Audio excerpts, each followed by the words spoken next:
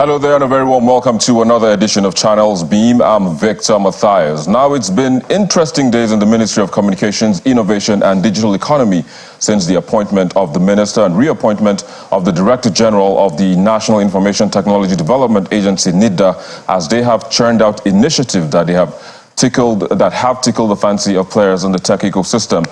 Now, from the Artificial Intelligence Research Grant Program, where they would be giving money to young Nigerians to innovate, that's digitally now, to fast-track new AI applications, to Digital Nigeria Conference, which begins tomorrow, where they'll be bringing in investments and also new innovation for the national development as well, and also the 3MTT ecosystem development. That's the 3 million technical talent ecosystem development training of Nigerian youths in digital skills to enhance research and digital entrepreneurship. Now, this will be our focus on the program today, and we're joined by the Director General of NITDA, that's the National Information Technology Development Agency, Dr. Kashifu Abdullahi. It's a pleasure to have you on the show today. Thank you, Victor, for having me. Absolutely. Like I said, interesting times, in the ministry, in the agency as well. So much is going on, but some seem to be unclear to some Nigerians. And of course, we're glad to have you here so you could stretch out some of those areas that, we don't have clarity on. So let's AI is pretty much like, the buzzword that we all hear now. Let's begin with this program, this AI program. Yeah, okay, so I think it's good to set the stage by explaining why are we even doing or unveiling all these initiatives. If you looked at globally, digital economy is the fastest growing economy.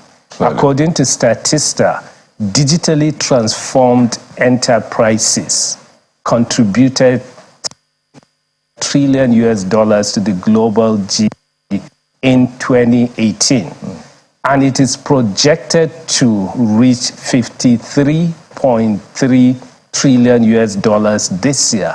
That means almost more than 50% of the global GDP. So digitally transformed enterprises are enterprises that use technology to enhance productivity. By enhancing productivity, you grow your revenue, you create more wealth and prosperity for nations. And also innovation. Innovation is the engine room for economic growth globally. So we look at it, how can we use digital technology to innovate and accelerate Nigerians' economic diversification by enhancing productivity in critical sectors such as agriculture, banking and finance, health sector, and so on. And doing that will help us to create inclusive economic growth, productivity, and prosperity for all Nigerians. So to achieve that, the Honorable Minister unveiled strategic blueprint for the ministry, which has 5 strategic pillars. Firstly, knowledge. Knowledge is the foundation upon which countries build a robust and sustainable economy. Then under knowledge, we are going to implement 3 initiatives, which artificial intelligence is one of them. Then the second pillar is policy. We need to have a policy that will provide the enabling environment for us to innovate and digitally transform Nigeria. And thirdly, infrastructure. We need to build the infrastructure. The way road, railways, and airport were built. Yeah, and roads as well. And roads. We need to also build digital public infrastructure. Because if you look at this conventional infrastructure were built during the second industrial revolution. As a result of mass productions, we need to move goods from one place to another. And today we are in a digital economy where data is the currency for the economy, and we need to move data from one place to another as well. Absolutely. Therefore, we need that infrastructure. Then the fourth pillar is innovation, entrepreneurship, and capital, where we encourage people to start or to move ideas from inception to impact and be able to start and grow business from that idea and have access to capital to seed those ideas. And lastly is trade.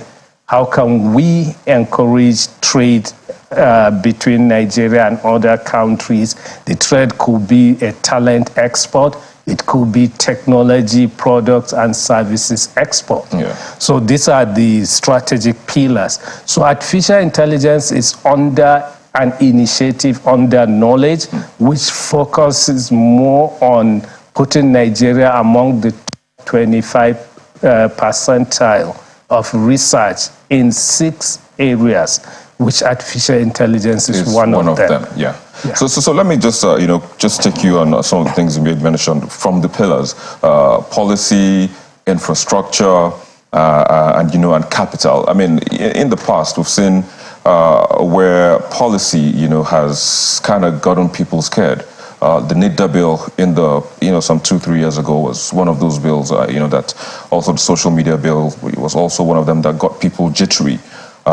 In infrastructure, there was also, we also know that we have hubs in the 6 geopolitical zones of the country, including the FCT, of course. And then capital, we also know that, there were capital. I don't know if it's still there now. Maybe you enlighten us on that. Yeah, that was domiciled in the Bank of Industry and also even in the CBN for, tech entrepreneurs to actually, access. But let's begin with policy. I mean, how do we ensure that we don't have policy that will get people jittery, especially players in the system? Okay, so we always learn from our past.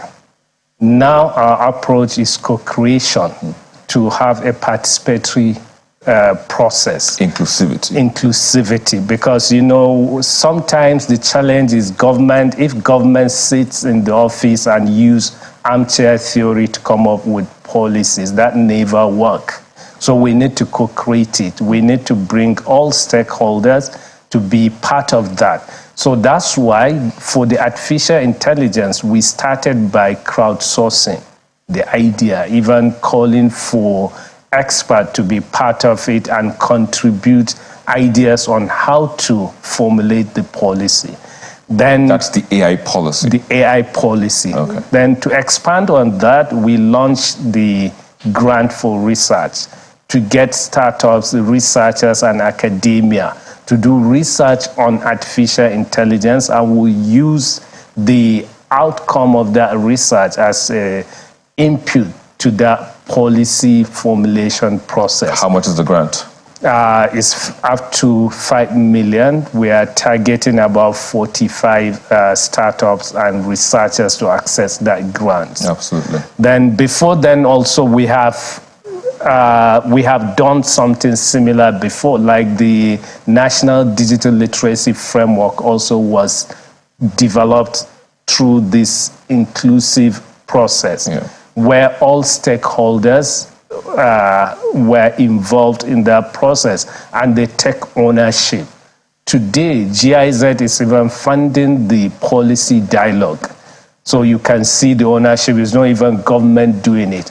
The government has worked with the ecosystem, created the framework, and now a development partner is funding the process of policy. Because we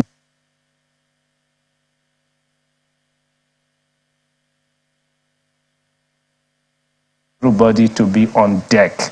That's why we are doing the policy dialogue. We are bringing everybody on board. And likewise for the 3 MTT, the 3 million technical talent.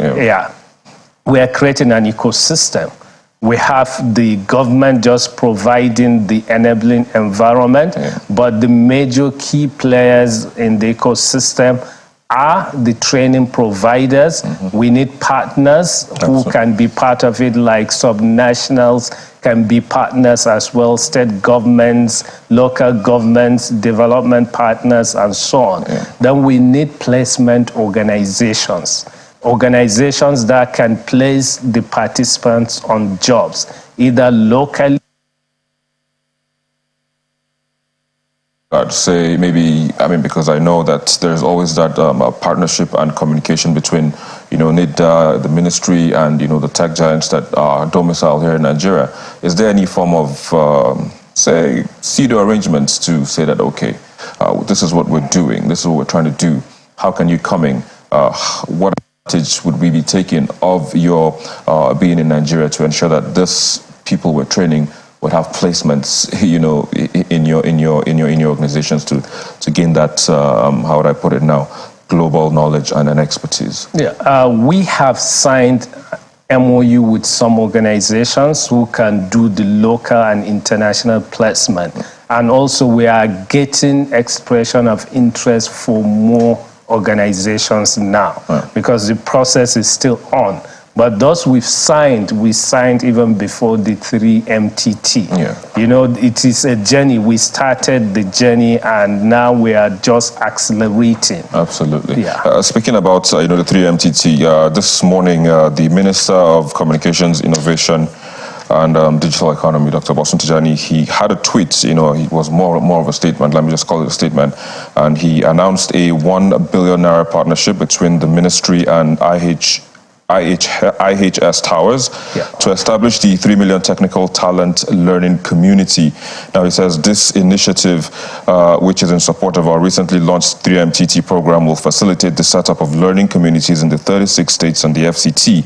The 1 billion naira funding from IHS Towers also includes a commitment to paying the salaries of 37 dedicated learning community managers for each location for the next 3 years. That is, how would I put it now? That's quite interesting. Yeah. That's quite, it's optimistic that, like you said, expression of interest are coming in. This clearly is one that has already yielded fruit. So 1 billion naira, the minister has made explanations as to how some of this will be spent. So this tells us that we're going somewhere. But moving forward now, how many more of this are we likely to see?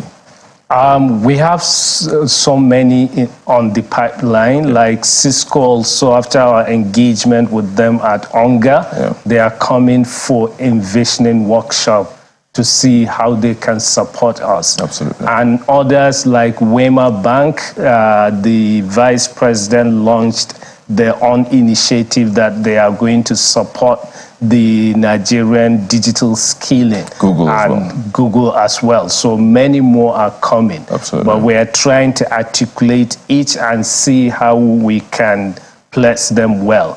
But for the IHIS, it's clear what they are going to do, and we have already kick-started the process. Absolutely. So let's go back to infrastructure now. I made mention of 6 hubs in the geopolitical zones as well as, one. Where are we with those, and what's the plan moving forward with the already available infrastructure that we have, before we begin to think of, putting in more in place as well? Where are we with those 7, so to speak now?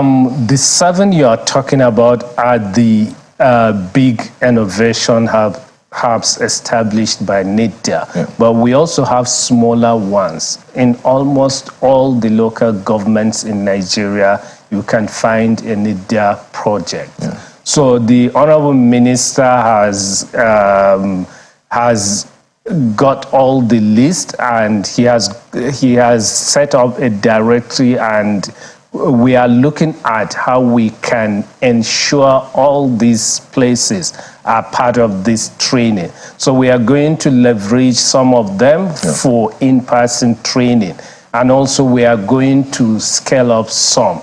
But we started with the 7 just as a pilot, and we are getting a good feedback from them, especially the one in Abuja, which is still operated by NITDA. On Friday, we graduated 275 participants who were trained on artificial intelligence over 1 year. So we are also collaborating with universities and communities hosting the others to see how we can optimally put them on use. So all this also, we have an intention of building these innovation hubs in 36 states, as well as we have a plan of having technology development zones in 6 geopolitical zones so that they can help in accelerating the development of technology? Well, I have to say that you actually have your work cut out for you. I mean, because I mean, the vision is quite large, and would wish you well as you try to, achieve all of this. But let me just hold you there for a bit, so I can really take a quick break. And when we return, we would have the Director General talk to us about the value proposition from the Digital Nigeria Summit, which will be taking place tomorrow. That's in a moment. Please stay with us.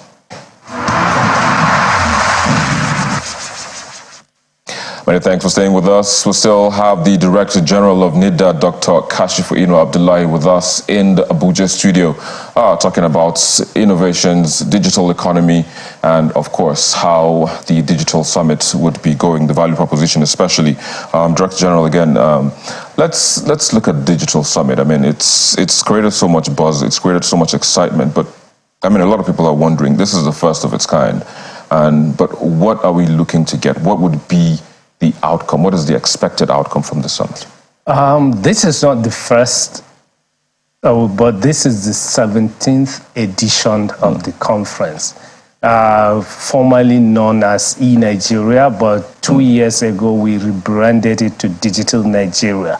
And October 24th has been designated as the Digital Nigeria Day, a day dedicated to celebrate our success in the digital economy. So the idea behind it is to bring all key players in the ecosystem, the industry leaders, the tech experts, the academia, government official, investors, and tech enthusiasts to come and network, connect, and engage in conversations that can lead to policy formulations, regulation, and other things that will help the sector to thrive. So this year also, it will give our startups opportunity to showcase their products and brands to these leaders coming, so that the leaders can understand the kind of technology our startups are building, and also give them opportunity to engage these leaders for them to know their pain points so that they can innovate and build solutions for them. Innovation basically is about taking an idea from inception to impact. Absolutely. An idea is where problem and solution cross. So you need to engage, understand the problems before you start thinking of that idea. And it will help you to commercialize it. So that we need to understand the difference between innovation and invention. Invention you can stay in isolation, come up with something new. Yeah. But interacting in this community, that will help you commercialize it. And that's when we say you are an innovator. And also it gives an opportunity for them to interact with investors as well. We have a very huge delegations coming from the international community, from the US, from the Europe, and Asia. So this will give Nigerian tech ecosystem visibility globally, so that people will know, and it will help us even in terms of image making. Nigeria, we have the talent, we have a very vibrant ecosystem that can compete with any ecosystem globally, because technology is about two things: talent and the technology itself. So the talent, the human component of the technology, Nigeria, we have that in abundance. So we need to harness that for job creation. Absolutely. We need to harness it for inclusive economic growth and sustainability. Absolutely. So let's just have a track back and look at, how, like you said, I mean, I kind of mixed the numbers in terms of how many editions we've had and, how long this has been. What has been the outcome from previous conferences? Is there any standout, how would I put it now, standout innovation, standout networking, progress, or any of that you hold to mind and you would say, oh, during the 15th edition this happened, during the 14th edition this happened? I mean, what would you say has been the outcome that you hold dear to heart, and you would, stand tall and say, "Oh, this happened at this particular time," in the previous conferences? Well, last year we rebranded it, and it was a major paradigm shift from how we do it before. Absolutely. So I can talk from last year. Most of the conversation last year was around how can we use emerging technologies to position Nigeria as a leader when it comes to global tech talent. Absolutely. So there was a day dedicated for blockchain, where people discussed about the cryptocurrency ban and the potentials of blockchain itself in turning things around. So after that conference, we were able to formulate the national blockchain policy, and it was co-created. The ecosystem started the conversation. They led us on that policy formulation. Government provided just the support and enabling environment for us to achieve that. And that really helped in what is happening today in terms of being a blockchain-friendly nation. And also we were able to train 32,000 Nigerians on blockchain after last year's conference. Correct. And it was also after that conference we started talking about artificial intelligence as well. Even though we have the National Artificial Intelligence and Robotics Center was established in 2020. But it was after last year's conference we put things in order, and the center is really making an impact and enabling the ecosystem, especially here in Abuja, and open it for 24/7. So there were major achievements from last year, and almost all what were discussed at that conference were fully implemented. So this year is big because of the bold and big and ambitious promises the ministry is making to the ecosystem. Absolutely. So we have all who in the ecosystem attending this year, and also we are committed on ensuring that we use the insight from all keynotes, panel discussions, and breakout sessions to come up with new policies or to create the enabling environment for the ecosystem to thrive. Big, bold, ambitious. I'm going to hold you to these three keywords. And of course, after the conference, when we're looking at all of those things, we'll wait to see how, all the discussions will be put in place to ensure that like you said, the ecosystem thrives. But I have to say thank you at this point in time, Director General, National Information Technology Development Agency, Dr. Kashifo Abdullahi, for joining us on the show, sharing your thoughts on this. And of course, we'll most likely see you tomorrow again at the conference. Thank you again for joining us on the show. Thank you very much, and we look forward to having you tomorrow at the conference. Absolutely. Well, that's where we are. Thank you so very much for watching. That's where we'll wrap up the show today. But as always, we'll leave you with the most viewed videos on our YouTube channel in the past week. Bye for now.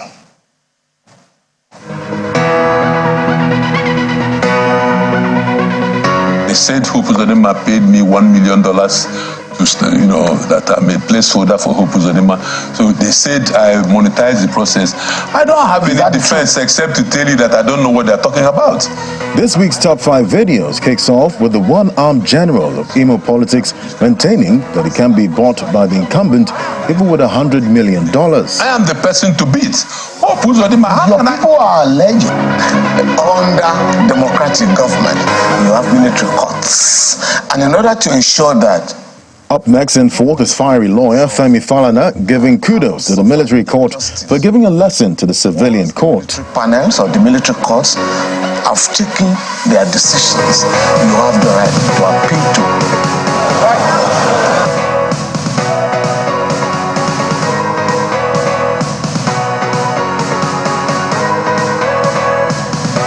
In third spot is the arrest of 4 suspects and killing of 2 others by joint security forces on in hot pursuit of Otukpo Knack robbers.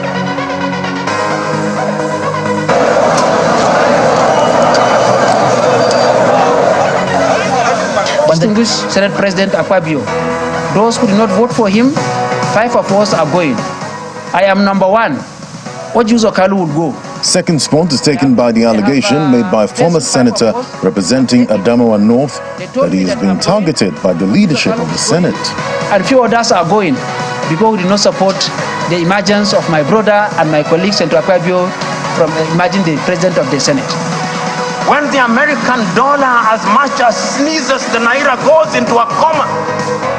Why? 63 years after independence. While in first is former Professor Lumumba, insisting that Africa is suffering because the electorate elect the worst. Currency is what must define us.